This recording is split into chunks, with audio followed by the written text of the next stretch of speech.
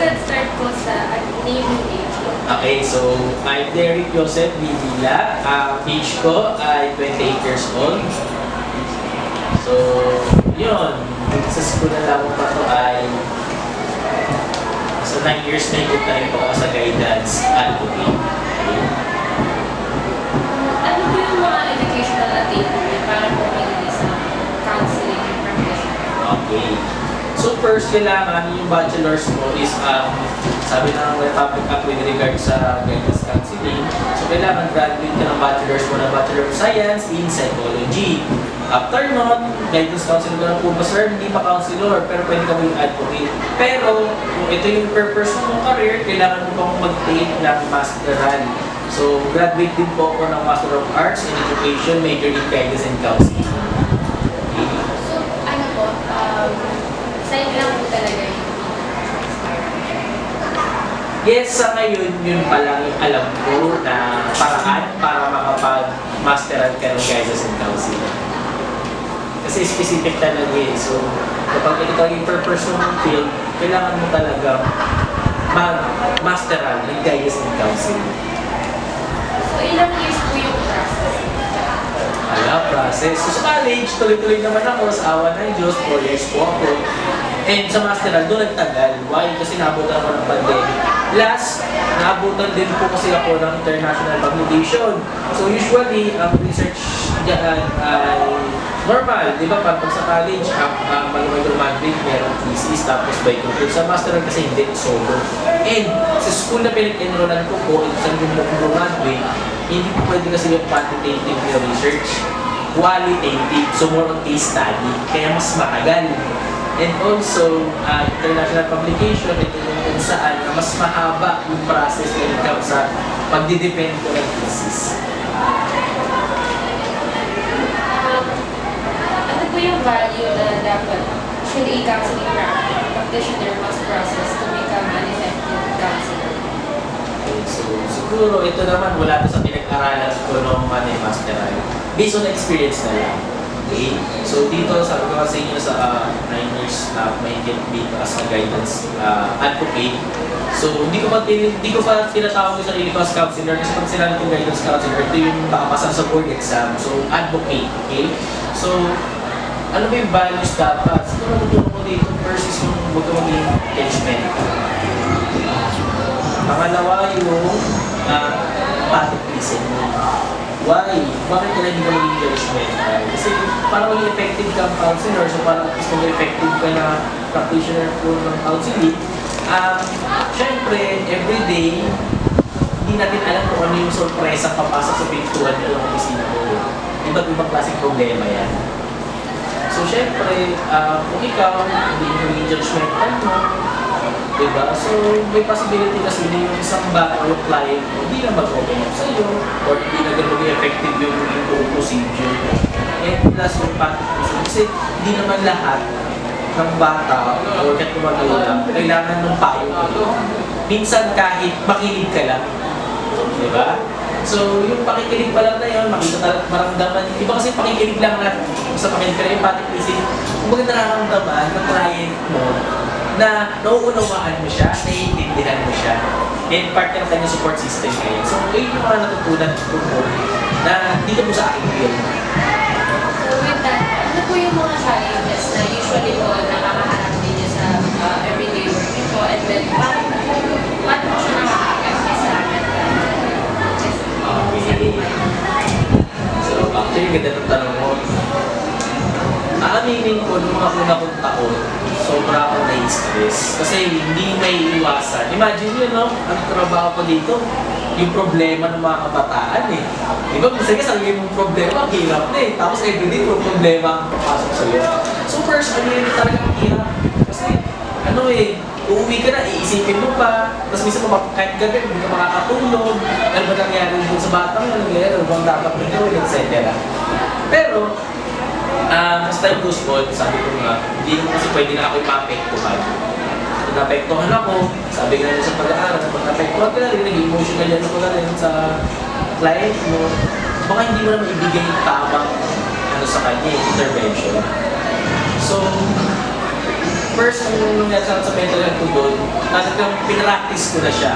Na after ng aking duty, kung ano yung dito sa opisina ko, kung ano yung narinig ko dito, kung ano yung problema dito, iiwan ko. Dahil paglabas ko ng pintuan na yun, private life ko na. Medyo mahirap. Pero, nandiyan yung maghahanap ako ng hobbies ko, ano sa back ng village, pag-uwi ko, yung family ko, talagang focus na ako doon. Pero nag-entertain pa rin ako, pero minimal. Kasi kailangan may private life ka pa din. Okay? Kaya may social media ko, hindi ako nag-accept ng estudyante. Kasi parang yun na ng paraan ko para sa mga personal space ko. Also, yung paggala ko, binibigyan ko ng sarili ko ng mga ibang bagay para medyo nadi-detach mo na ako panandalian sa mga cases para sa office ko. And yung everyday ko kung challenges dito, actually iba-iba madami. Dito kasi sa school na to, almost 3,000 na students. And dito, proud ako na ang mga teachers dito equipped when it comes to guidance and counseling. Alam talaga nila dito kung ano yung trabaho ko. Hindi ako yung panakot, hindi ako yung taga-suspende, hindi yung taga-ipak ng bata.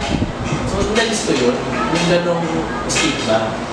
Ngayon dito, proud naman ako ng mga teachers dito, alam nila yung procedure bago dalhin sa akin. So talaga pag hindi na nila kaya, tsaka hindi nila dinadala. Mostly dinadala dito is yung mga bullying. Talagang yung hindi lang maraming beses na naka-apekto na sa mental health ng bata, hindi na pumapasok, nawala na ng gana, nawala na self-esteem sa sarili, etc. So, yun yung common. And yung mga pinaka-challenging ko dito is yung mga bata natin na nakakaranas na pangangos. Marami yan. Yung pandemic.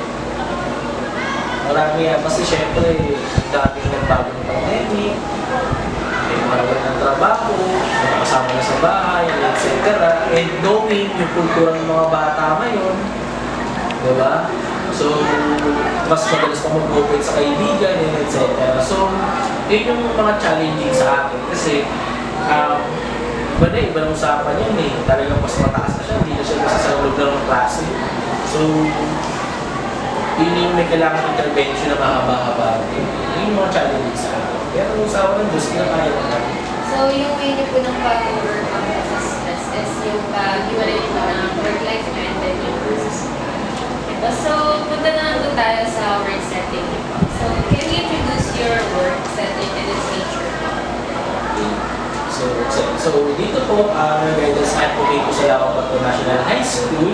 And simple background lang po sa aking services dito sa aking office. So dito po sa Lawapato National High School, ito po yung aming tinatawag na guidance office. So dito namin kinikater yung mga student na may problema when it comes sa kanilang mental health, pwede rin yung academic performances din nila. Diba? Dito, nagbibigay kami, may mga services offered kami. For example, dito yung individual coaching, group coaching.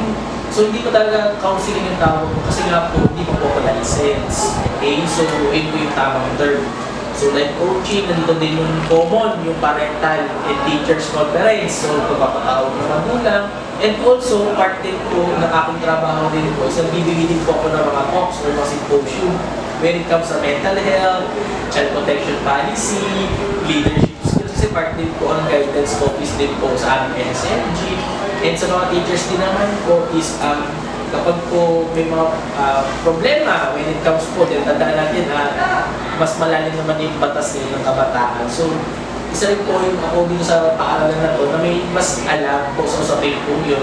Kaya po, every year, kami nagkakantak po dito po ng mga ganun symposium and workshop po.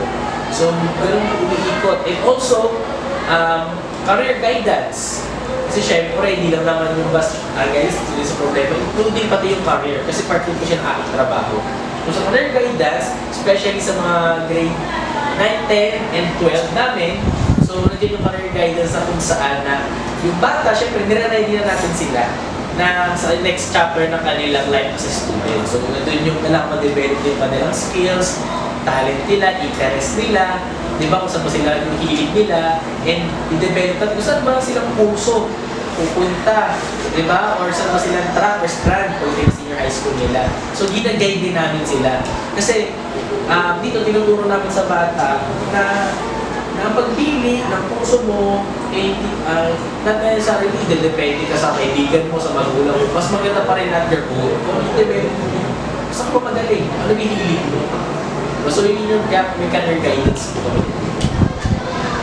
What are the common approaches and interventions that your institution or school provides? Okay, yung common intervention ko dito po is yung aking individual coaching and group coaching.